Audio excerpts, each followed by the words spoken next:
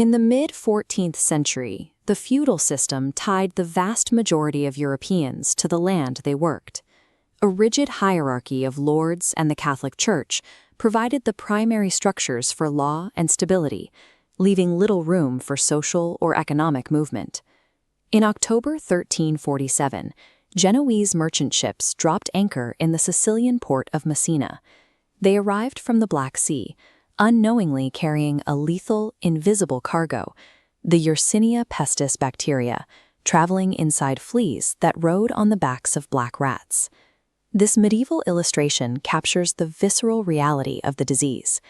Victims developed severe fevers and painful swollen lymph nodes in their groins and armpits.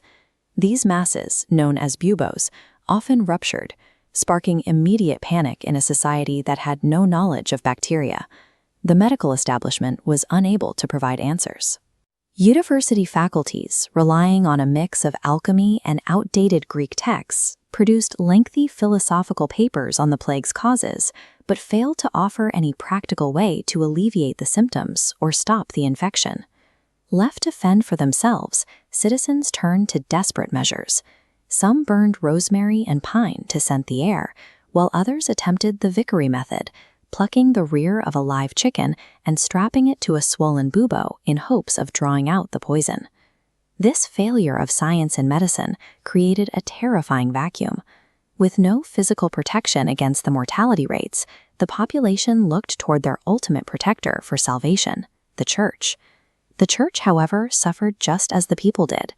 Because of their close living quarters and their duty to help the sick, monasteries and convents saw massive death tolls, leaving many communities without spiritual leadership at the height of the crisis.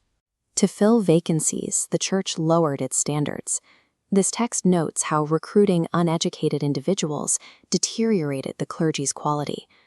Importantly, most Europeans didn't lose faith in God. They lost confidence in the bureaucratic Church itself, which had failed to protect them. This loss of institutional authority led to social instability. Radical movements like the Flagellants emerged, roaming the streets in 2-by-2 lines while whipping themselves with chains to atone for the sins they believed had brought God's wrath upon the earth. As order continued to break down, the panic turned outward. Marginalized communities were frequently scapegoated, leading to widespread persecution and violence as people searched for a human cause for the biological catastrophe. The crisis of religious leadership forced secular governments to act. This transition of responsibility from the Church to the state led to the first centralized efforts to manage the general population's health and safety. In northern Italy, city-states took control by establishing health boards and health authorities. They organized urban clearing projects and mandated that ships isolate in port, a practice that gave us the modern concept of quarantine. Despite these measures, the demographic impact remained severe.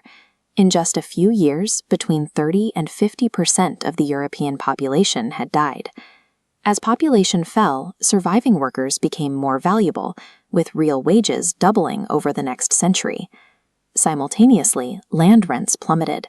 With land now abundant relative to available workers, the traditional economic power of landowners began to erode.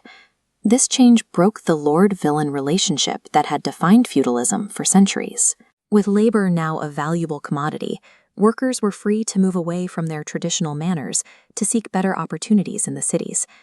By making labor scarce, the plague dismantled the feudal system. It created a more mobile workforce and provided the economic conditions for the development of early capitalism and a rising middle class.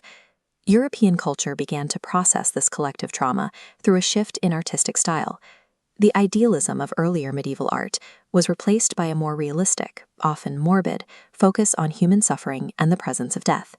This fresco depicts the Danse Macabre, or Dance of Death.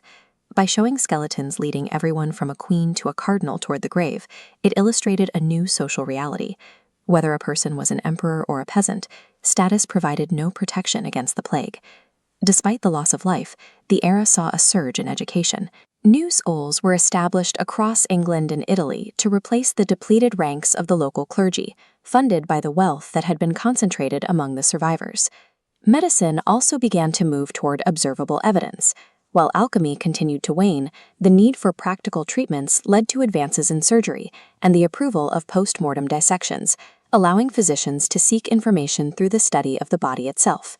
Literature followed a similar path toward realism. Authors like Giovanni Boccaccio moved away from strictly religious themes to focus on the active, temporal life of humans, revealing more complex attitudes toward religion than had been recorded before the pandemic. The Black Death was a biological catastrophe, yet it acted as the exogenous shock that forced medieval Europe to change.